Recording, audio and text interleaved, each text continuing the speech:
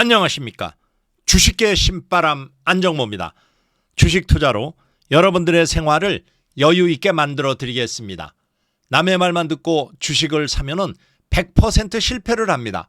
주식 투자의 원리를 이해하고 원칙을 지키면 초보자도 가정주부도 쉽게 돈을 벌 수가 있습니다. 제가 여러분들에게 고기를 잡는 방법을 가르쳐 드리겠습니다. 방송 전 구독과 좋아요 부탁드리고 광고가 나오면 커피 한 잔을 하는 여유를 가지시기 바랍니다. 자, 오늘 우리 증시가 코스피 지수는 이렇게 마이너스 0.19% 하락을 했죠. 코스닥 지수는 플러스 0.31% 상승 마감을 했는데 간밤에 미국 증시가 상승을 하면서 우리 증시도 역시 상승하는 이런 그 상황이었었는데 장 초반에 이렇게 그 지수가 상승을 하다가 다른 것보다도 여기에서 보니까 무역 지표 발표를 하고 난 이후에 주가가 이렇게 그 하락으로 전환되는 상황이었어요. 다른 것보다도 무역 지표 보면은 지금 전년 동기 대비해 가지고 굉장히 그 수출이라거나 이런 것이 감소가 됐고 또 무역 수지도 적자를 이렇게 기록하는 이런 그 상황이었어요. 이게 보면은 지금 오늘 이렇게 그 코스피 지수는 5거래일 연속으로 이렇게 그 하락 마감을 했어요. 그렇지만은 지수가 2300선은 무너지지 않고 2328.95로 이렇게 그 마감을 했습니다. 자, 간밤에 지난 그 어제죠. 미국 증시 하락 그리고 또 일본은행의 그 정책 변화 이런 그 긴축 기조에 이렇게 그 경제 심리가 있었지만은 결국은 미국 증시가 낙폭 과대 과매도 구간에 들어오면서 야 이제는 나올 거가 거의 다 나왔다 이렇게 그 받아들이면서 결국은 미국 증시가 반등이 나왔어요. 그래서 우리 증시도 조금 좀 기대감이 있었는데 이놈의 경제 지표 이 무역 지표가 발표가 되다 보니까 2차 전지하고 반도체주 소위 말해서 대형주가 전체가 그 하락 마감했어요. 지금 여기에 보면은 이게 시가총액 12종목 중에서 셀트리온만 1.13% 이렇게 그 상승을 했고 특히 삼성전자, 하이닉스 이 반도체 관련주도 역시 하락이죠. 삼성전자가 1.02%, 하이닉스가 0.38% 하락을 했고 그다음에 2차 전지 관련주죠. LG 에너지 솔루션이라든가 LG화학 거기에다가 삼성 SDI 좀 낙폭이 셌습니다. LG 에너지 솔루션 같은 경우에는 2.15% 그리고 LG화학 같은 경우에는 1.74, 삼성 SDI가 1.71. 자, 이렇게 그 LG 에너지 솔루션을 위시해 가지고 2차 전지가 이렇게 그 하락한 것은 테슬라가 급락을 했죠. 자, 테슬라가 지금 보니까 8% 이상 하락을 했어요. 실적부터 비롯해 가지고 여러 가지가 앞으로 향후 내년 판매량도 좀 좋지 않을 이러한 여러 가지 그 문제 때문에 이렇게 하락을 하면서 결국은 2차 전지 관련주가 하락하는 이러한 그 상황이었어요. 자, 여기 보면은 일단 그 관세청에서 발표한 12월 1일부터 지금 20일까지죠. 12월 20일까지 수출 이것을 발표를 했는데 이게 지난 그 전년 동기죠. 그러니까 2021년보다도 무려 8.8%나 감소를 했어요. 그래서 수출 금액이 336억 이게 보니까 3,800억 달러 이렇게 여기에서 이제 잘 데이터가 나왔는데 수입이 말이에요. 보니까 400억 6,400만 달러 이렇게 그 기록을 했습니다. 이것을 빼면 이게 이제 무역 수지가 되는데 무역 수지가 64억 2,700만 달러예요. 그러니까 굉장히 그 적자가 지금 발생이 됐죠. 2,700억 달러. 그러니까 64억 2,700만 달러가 이렇게 그 무역 수지 적자가 발생이 됐어요. 지금 한국이 특히 반도체 수출이 굉장히 많이 줄였어요. 무려 20% 이상 24.3%나 이렇게 그 반도체 관련주 수출이 감소되다 보니까 결국은 이렇게 그 무역 수지 적자 폭이 늘어났죠. 그러니까 수출보다도 수입이 많았다. 그럼 수출이 여기서 줄어든 것은 반도체 수출이 무려 24.3%나 감소를 했어요. 자, 이런 상황에서 결국은 반도체주 삼성전자, 하이닉스 같은 반도체주도 하락을 했고, 그리고 또 여기서 그 테슬라의 급락 때문에 2차 전지 관련주 LG 에너지 솔루션이라든가 그리고 또 LG 화학 그리고 삼성 SDI 뭐 이런 종목군들이 결국은 하락하는 이런 상황이었어요. 자, 그래서 이제 반도체 관련주들은 말이에요. 지금 포커스를 어디에서 맞췄냐? 지금 마이크론의 실적 발표가 있습니다.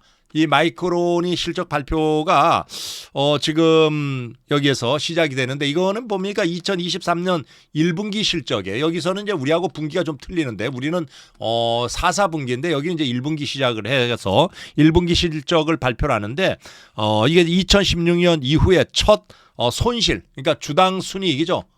주당 순이익이 손실로 기록될 가능성이 상당히 높다, 이렇게 예상이 나오고 있어요. 그래서 이 그 마이크론의 실적이 앞으로 반도체 주가 흐름에 힌트를 주는 이런 그 상황이 굉장히 많았어요. 그래서 마이크론의 실적이 과연 어떻게 나올 건가, 뭐 이렇게 마이너스 최악의 경우에 나오면은 어느 정도로 나올 건가, 여기에 따라서 필라델피아 반도체 지수가 또 변동성이 생기겠죠. 그러면서 삼성전자라든가 하이닉스 쪽에 이렇게 또 이 상승할 수 있는 가능성이 있는가, 뭐 실적이라든가 이런 거에 대해서 미리 또 예측을 해볼 수가 있는데, 오늘 같은 경우에 외국인들의 매도가 1,046억에 매도를 했어요. 근데 보니까 제일 많이 판 거가 외국인들이 삼성전자예요. 자, 삼성전자를 매도를 어느 정도 했느냐? 보니까 1,880억을 매도를 했어요. 자, 그 다음에 하이닉스입니다. 그러니까 반도체 쪽에 집중됐죠.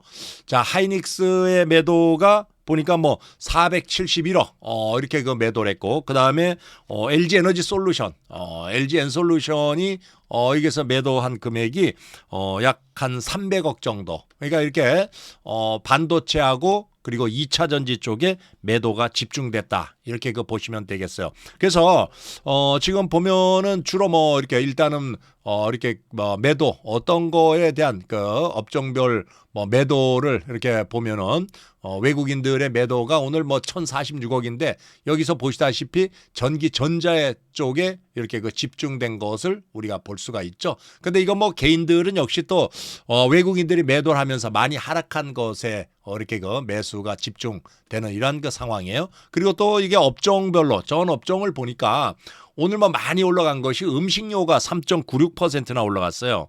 거기에다가 또 의료 정밀이 1.82가 올라가고, 그리고 또 여기 보면은 전기 가스 쪽이 또 이렇게 그 상승하는 이런 그 상황을 여기에서 볼 수가 있죠. 그래서 이렇게 그 보면은 다른 것보다도 음식료 이쪽이 올라간 것은 여기에서 이제 그 경기 방어주의 그러한 그 종목들이 좀 올라갔다. 음식료 관련주가 이제 주로 뭐 오리온 보니까 뭐 오리온이 무려 7.14%나 상승을 했고, 제일제당이 3%나 이렇게 그 상승을 했어요. 그래서 전반적으로 음식료 쪽이 상당히 그 많이 상승하고, 그리고 여기 유틸리티 전기 가스 쪽이 올라간 것은 이제 앞으로 전기 요금 인상이라든가 가스 요금 인상 이런 것이 반영될 거라는 그런 그 기대감 쪽에서 이렇게 그 상승을 했다, 이렇게 그 보시면은 되겠습니다. 그래서 오늘은 일단 그 이렇게 그 외국인들의 매도가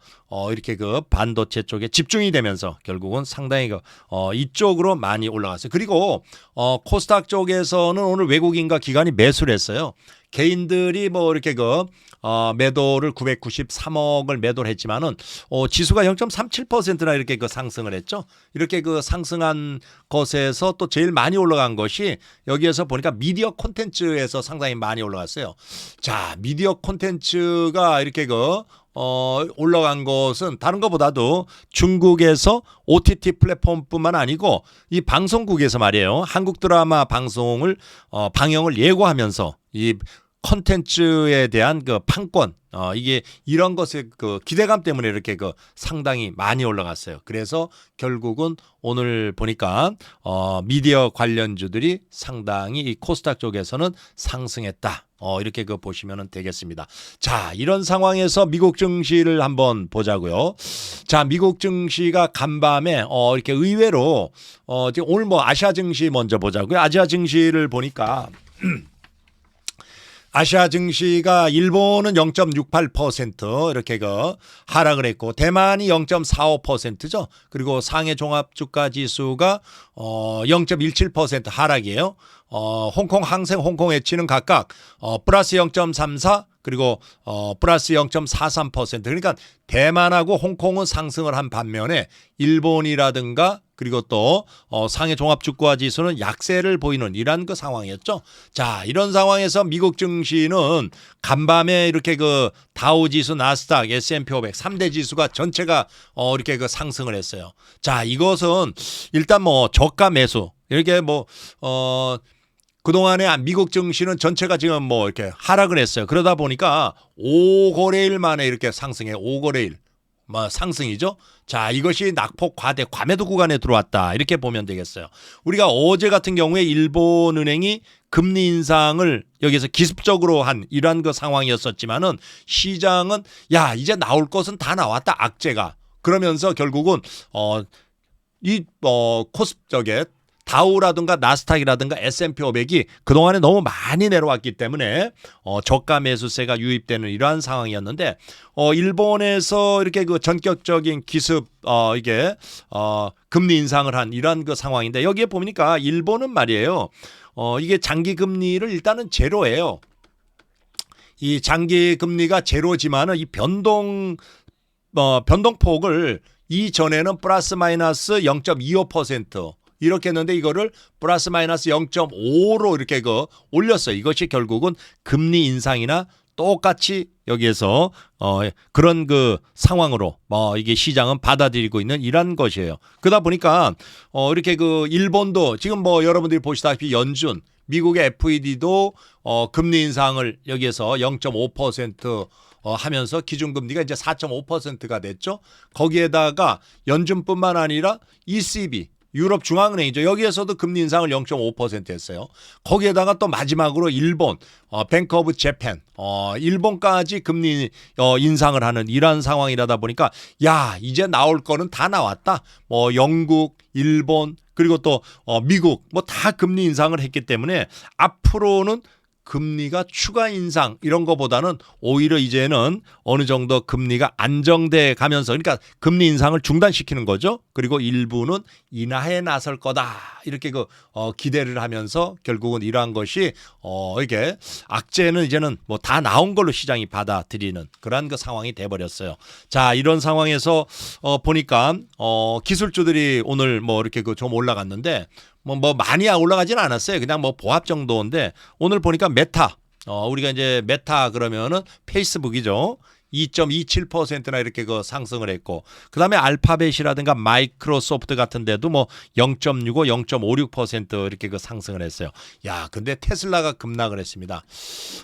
테슬라가 보니까 지금 8.06%나 하락을 했어요. 와, 그러면서 137불 80달러 이렇게 기록을 했는데 지금 이것뿐만 아니고 앞으로 여기서 100불까지 무너질 수 있다. 이렇게 지금 공매도 세력들은 아주 그냥 부르짖고 있죠. 아무래도 공매도 세력들은 주가가 내려오면 내려올수록 자기네들이 싸게 사가지고 갚으면 되니까 계속 내려온다 이렇게 얘기하고 있어요. 그렇지만은 테슬라의 실적이라든가 이런 거를 봤을 때 야, 이거 진짜 100불이 무너지지 않겠냐.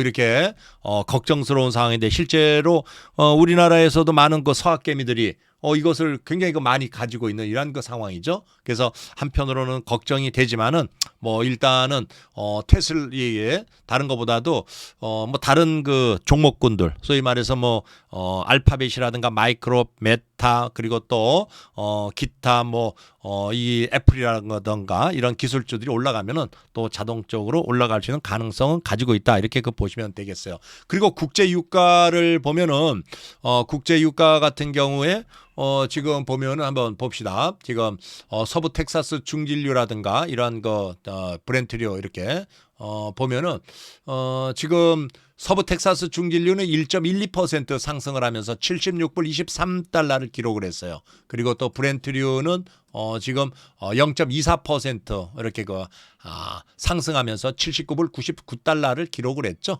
자, 이렇게 국제유가는 전체가 상승을 했고 미국 증시도 역시 상승.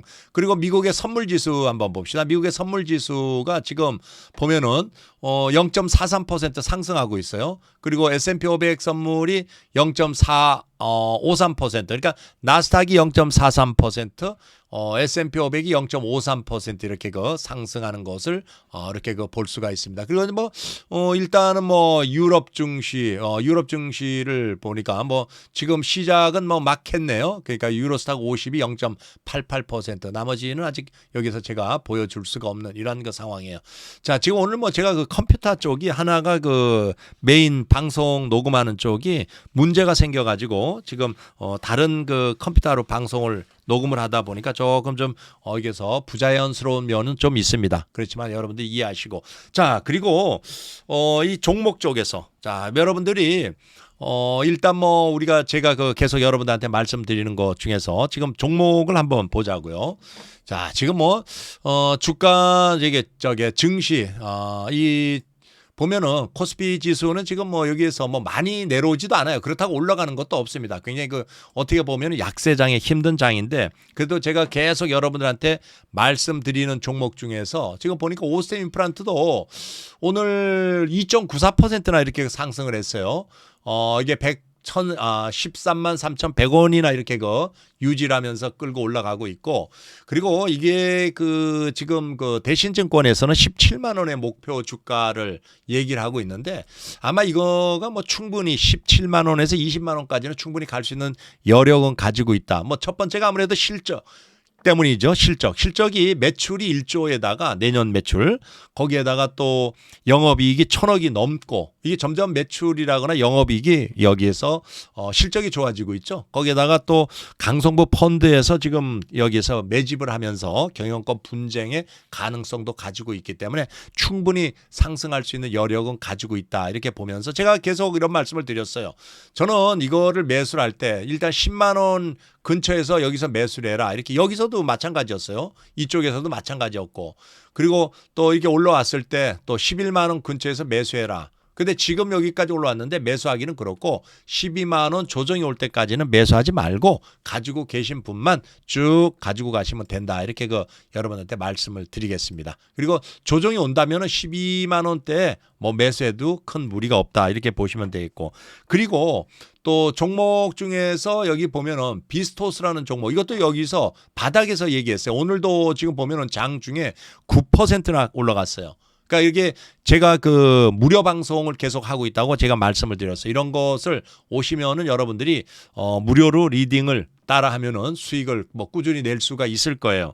그리고 또 여기 보면은 TYM도 마찬가지로 여기에서 제가 여기에서 눌림목에서 계속 매수 이런 얘기를 했는데 오늘도 상당히 많이 올라갔어요. 8.86%나 이렇게 상승을 하는 이런 상황이에요. 그리고 오늘 제가 여러분들한테 이렇게 또 추천할 종목이 한 종목이 있는데 최소한 1년 이내에 100% 정도 갈 수 있는 그런 종목, TFE라는 종목이 있어요. TFE. 자, 이 종목에 대해서 제가 설명을 해드릴 테니까 잘 보고 여러분들이 판단을 해 나가시기를 바라겠습니다. 자, 이 종목을 보면은 지금 수익권에서 어느 정도 이렇게 수익을 낼 수 있는지 거기에 대해서 제가 또 이렇게 설명을 해드리죠. 자, 이 종목을 보면은 말이에요. TFE는 테스트 소켓, 그리고 테스트 보드, 버닝 보드, 그리고 COK, 체인지 오버 키트. 이게 COK라는 게 체인지 오버 키트예요. 이런 반도체 패키지 테스트 자원을 일체화 모델로 구축해 가지고 모두 공급하는 국내 유일의 토탈 솔루션 기업입니다. 그리고 특히 반도체 테스트 소켓은 소모성 부품으로 반도체 생산과 함께 수요가 확대되고 있고, 그리고 2019년에는 러버 소켓 원청 기술을 가지고 있는 일본의 테스트 소켓 전문 기업 JMT를 인수해 가지고 테스트 소켓 사업 부분의 역량을 강화를 했습니다. 자, 그리고 반도체 테스트 주 부품이며 장비 주라고 할 수가 있겠죠. 그리고 2022년 11월 17일에 상장을 했어요. 상장 공모가는 1,500원입니다. 이 실적을 보면은 2021년도에 매출이 719억, 영업이익이 109억, 영업이익률이 15%, 순이익이 97억이에요. 그리고 2022년도 올해죠. 매출에 750억, 영업이익이 120억, 영업이익률이 18억, 순이익이 110억이 여기에서 예상돼요. 그리고 2023년 내년 매출이 1,100억, 영업이익이 220억, 그리고 순이익이 189억, 퍼가 4.9, 그리고 올해 퍼는 한 6.9 정도가 예상이 되어지고 있어요. 그리고 경쟁업체 퍼를 비교를 해보면은 2022년도에 ISC 퍼가 10.3, 리노공업이 19.6이고 그 다음에 DI가 10.3이에요.